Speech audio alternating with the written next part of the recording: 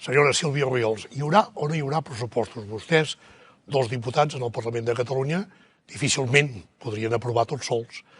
No difícilment, impossible, no? Però li pregunto, n'hi haurà o no n'hi haurà?